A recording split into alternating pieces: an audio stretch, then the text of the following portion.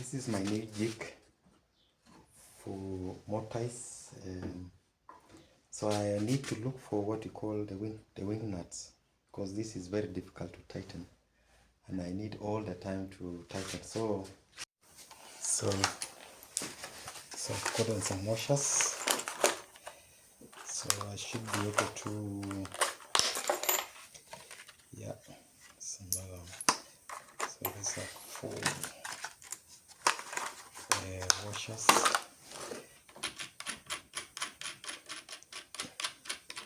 Take this all the way. Okay, so I've decided to cut this bolt to, it's approximately 2.5, and I need to cut it say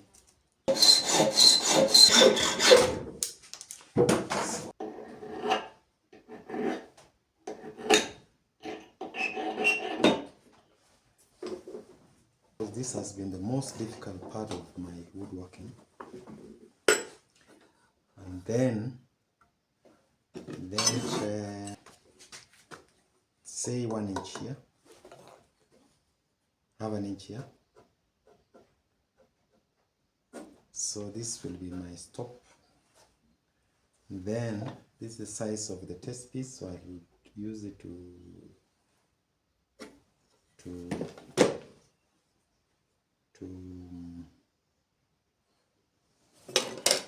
okay.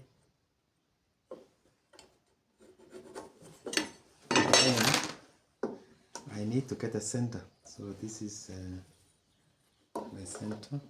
Yes, somehow it's working.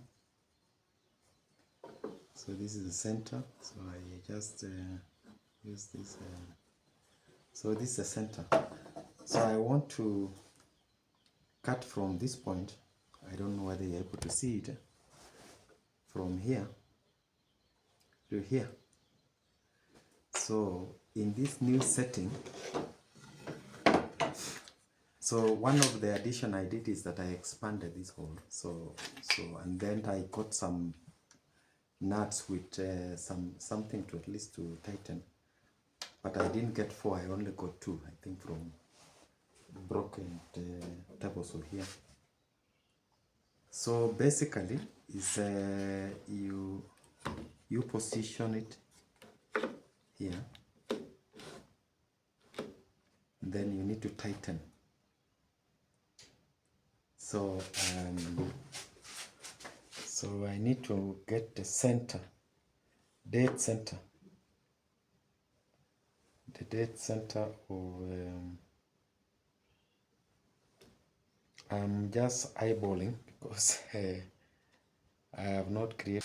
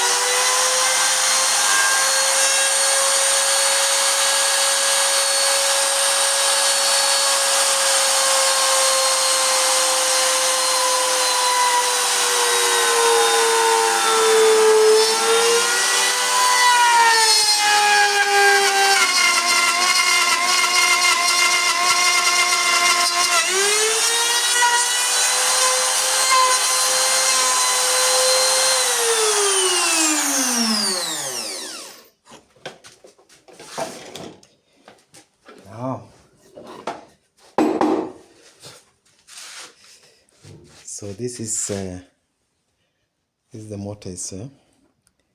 So you could still see that there is a, it's not really perfect, but it's better off than the first one.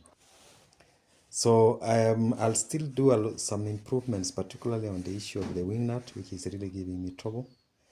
Then trim off the fences so that the they don't provide an obstacle on. Let me make a tenon and then try to see how it fits here. So I've made a tenon, but just to see whether it fits this hole, and I've rounded it up with instead of squaring this tenon. I just round up using. So let's see the moment of truth.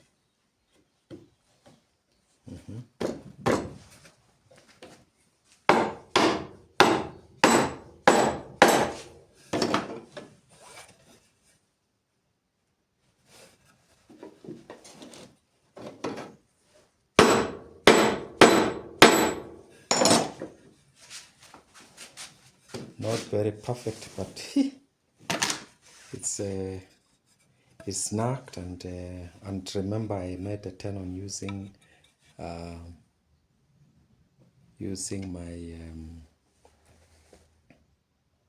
my bandsaw. So I have a jig for the table saw for making tenons. So once I perfect that, and of course this is rough lumber, and this one has been planed, so it's not dimensional, but basically you get the idea. So this jig here is made of scrap wood. So I took this flooring piece of wood, which is just a scrap from remains from our flooring, which was done about 12 years ago. I just kept it, it was just lying around here. So cut it into size, into square, created the center, mill this so that this can slide to and fro depending on the size of the piece of wood you want to mortise. So like for this case, in fact, and it is self-centering. So once you've already done it, you just center it, you put it inside there, and then you just and you can go to any depth. So after the cutting, I made the holes. Use the template of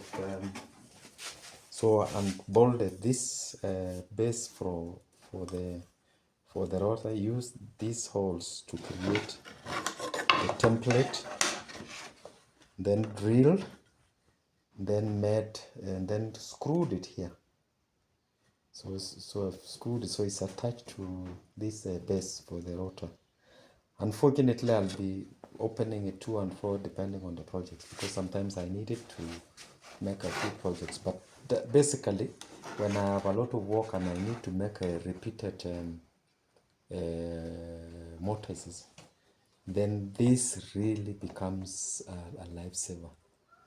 So and then you just use a half piece of wood to make the fence, and then got some bolts, some used bolts. In fact, these ones are some remains. In fact, I just salvaged from the broken table saw. So I need, if I can get 2 more, because this is very good for the hands. I just tighten using the hands.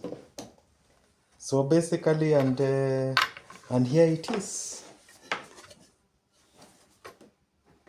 Really very nice jig that can save me a lot of hours trying the pain of making this. So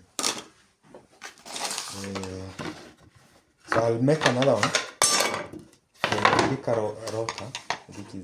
The plans for this, I don't have them, but I've watched them, some of the videos. If you go to YouTube, you won't miss making of this.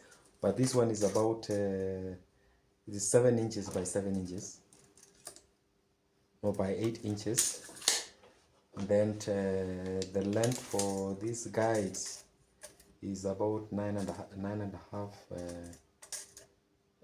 quarter. And then this, then you just buy this I think size 10 plus the wing nuts. And you guys, thank you, and I'll see you in another project. I'll use this for any other improvements. There are other improvements I'll do. For example, running a channel for these X bolts. I will just create. I'll just chisel out so that it goes, so that when I turn it, does the bolt doesn't turn around. Then for these rounded carriage bolts, I will try to make maybe a square out of it, and then also chisel it out so that it doesn't turn. So those are the improvements I intend to do. Thank you.